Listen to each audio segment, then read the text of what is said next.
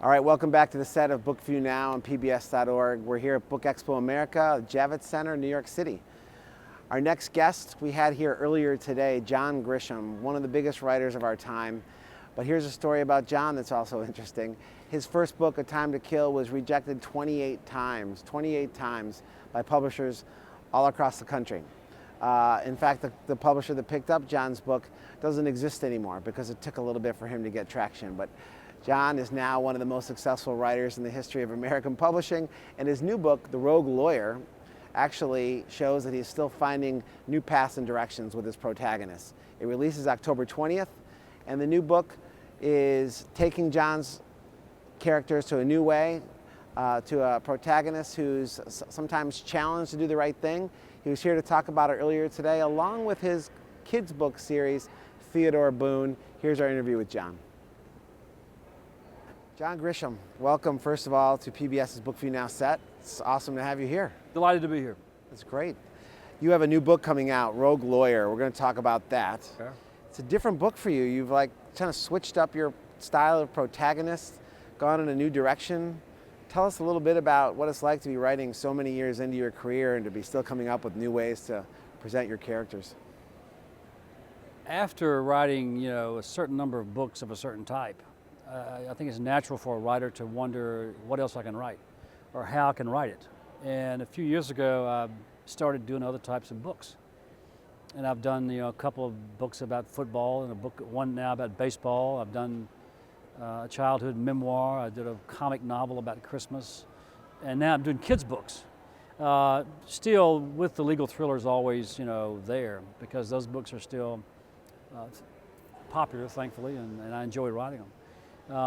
But along the lines of the legal thriller and also exploring the law, I found over the years certain issues I would like to explore, but would not stand up to the rigors of a full-length novel. So shorter stories. And I wanted to write those. I wanted to explore those.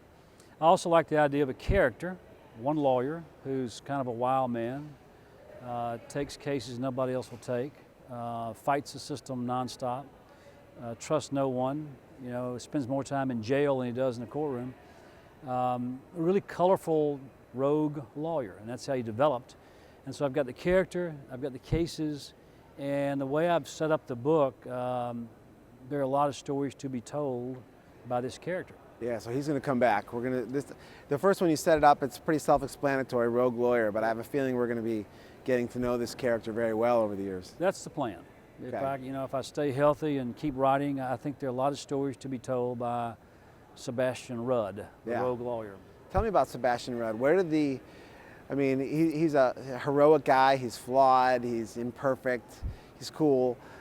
He takes down those rough cases that maybe nobody wants. Where'd he come from? Well, I practiced law for 10 years in a small town, and I spent a fair amount of time in the courtroom. I enjoyed that. I was always bored with the office itself. But I really admired lawyers who would take the tough cases, whether they were the tough criminal defense cases that nobody else would take. I never took one of those. I never volunteered for one of them. I never volunteered to defend a guy on death row.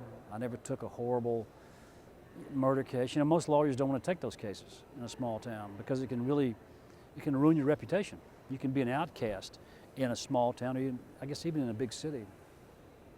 But there were always a few lawyers who would do that. Because they truly believe that everybody deserves a good lawyer and a fair defense, a fair trial. We all believe that. We say we do.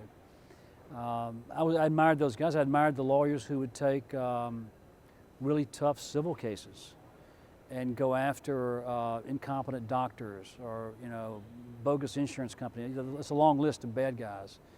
I played it safe. I eked out a living and played it safe, but I secretly admired the guys who would mix it up with anybody, police, prosecutors, judges.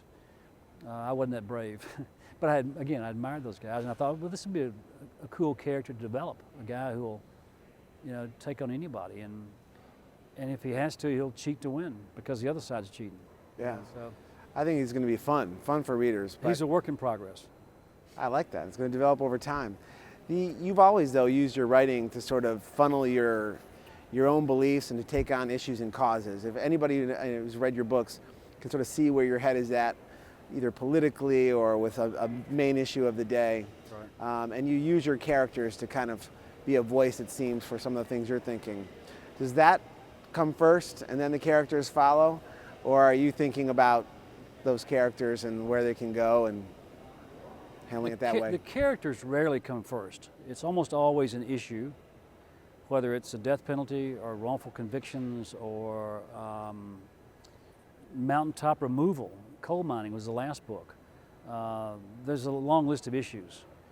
The best books I write, I think, are the books, the legal thrillers, where I take an issue and weave a novel around it so that the reader is first and foremost entertained. That's always the number one goal.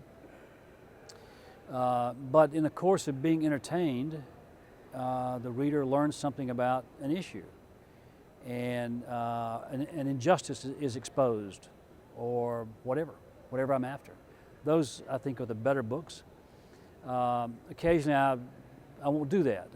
My wife always constantly says, get off the soapbox. You can't preach every time out. And that's true, you really can't.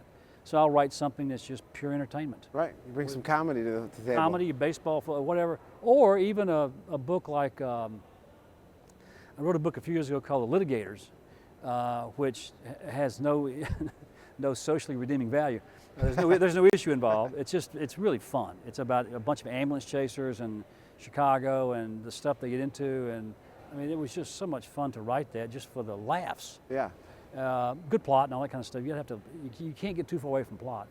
So plot's always important. But I enjoy the humor in Litigator, so I'll do that occasionally. Yeah. I may do it after, Rogue comes out in October, and I'm not sure what I'll write next year, but it could be something else. Well, one of the ways you're sort of exploring those new paths is with Theodore Boone, your book for young readers. There's a number of them now. Really great character. When did you decide that that was a world to play in and that you could go there and bring the right voice to that audience? It happened over dinner.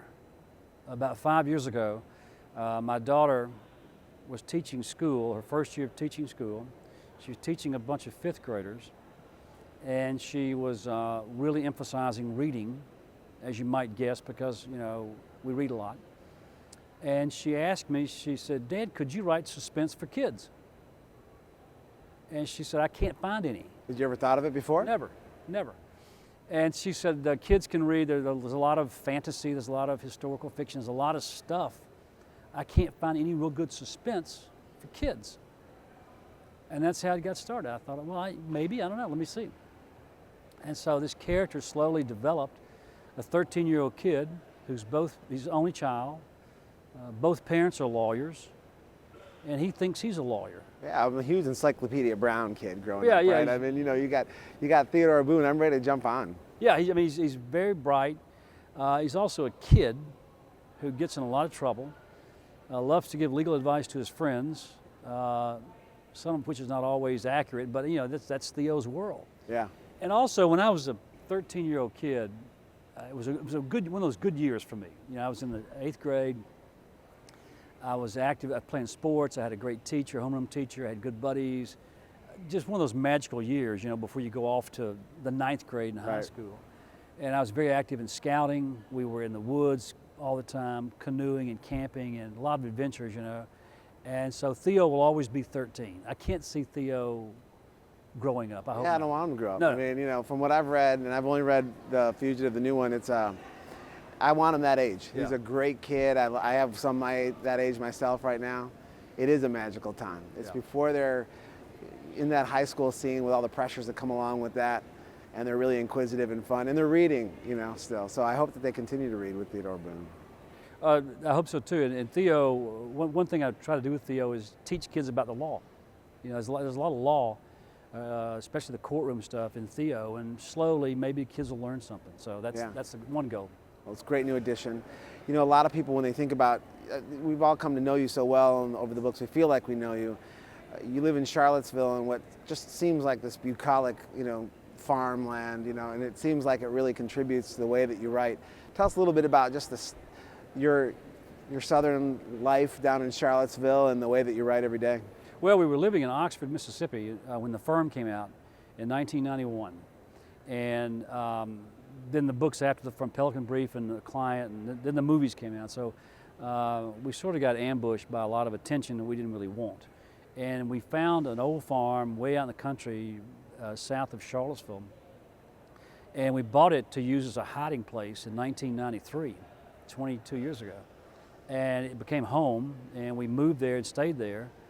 And we live a very quiet life way out in the country, very secluded on a beautiful old farm where my wife rides horses and, you know, gardens, and I write books and sometimes go play golf. We go to town, Charlottesville, every day. It's a wonderful university town, really cool place to live, and fell in love with it. Great schools, great people, great location, enjoy the climate, you know. And Charlottesville is the people who live there say, you know, we're lucky to live here. Yeah. There are a lot of people in Charlottesville who could live anywhere. Yeah. And they pick Charlottesville. I feel like I can hear the horse hooves when I'm reading your book sometimes, but I'm very excited about Rogue Lawyer. I'm excited to see where Sebastian Rudd goes. It's a cinematic character to me. I'm envisioning something on the screen at some point. In the meantime, just looking forward to having you develop that in front of our eyes, and glad to have you here today too. Thanks so much, John Grisham. My pleasure. Thank you.